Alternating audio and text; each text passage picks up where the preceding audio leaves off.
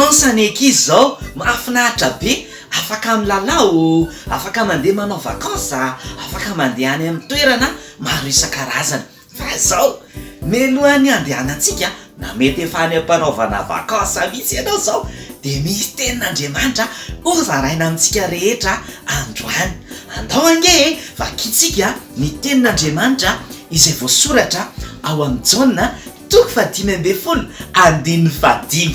Averiko Jaona 5:15 de ho ny tenin'Andriamanitra manao hoe izao ny voaloboka ianareo ny sampany izay miray amiko ary izao aminy de mamobe izy.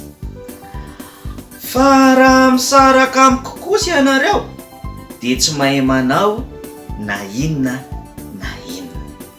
Io tapany farany io no andao averintsika. Ho ny tenin'Andriamanitra ary Jesosy no miteny eto manao hoe fa raha misaraka amiko kosa ianareo de tsy mahay manao na inona na inona.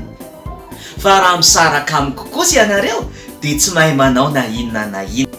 Inona ny tiany Jesosy tenenina amin'izany teny zany hoe raha misaraka amiko ianareo izy de tsy mahay manao na inona na inona. Zany hoe isika zany tena natao ikambana amin'Andriamanitra, de natao hiaraka amin'Andriamanitra foana fotsika.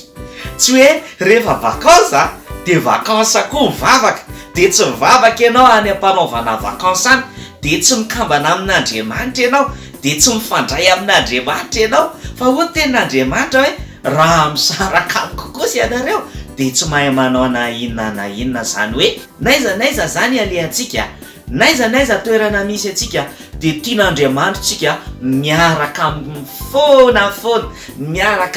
foana de noho izany raha ny am-panaovana vacances ianao de aoka ifandray amin'Andriamanitra foana, miaraka amin'Andriamanitra foana. Fa tsy haitsika miaraka amin'ny namantsika io raha tsy mikambana amin'Andriamanitra tsika. Mety ahita namana be de be zao ianao any am-panaovana vacances any, mety ahita namana vaovao fa raha ohatra tsy manana an'Andriamanitra tsika de tsy haitsika miaraka amin'ireny namana vaovao reny, mety tsy haitsika miaraka amin'ireny olona vaovao reny satria zany ingeny tenen'ny tenin'Andriamanitra. De rehefa miteny Andriamanitra hoe tsy mahay manao na inona na inona tsika de tena zany mihitsy.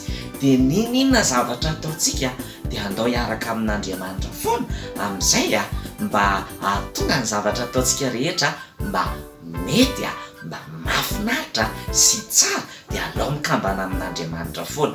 Melohany anaovana vacances, melohany andehanana, naiza le anao de alao mikambana amin'Andriamanitra foana, de manao voyage miaraka amin'Andriamanitra, manao vacances miaraka amin'Andriamanitra tsika rehetra.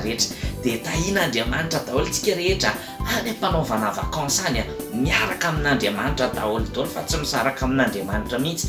Naiza misy atsika na eny amin'ny plage na any ambanivohitra na mijanona ao an-trano koa ary de miaraka amin'Andriamanitra foana. De tahian'Andriamanitra daholo indray isika rehetra androany. Veloma daholo.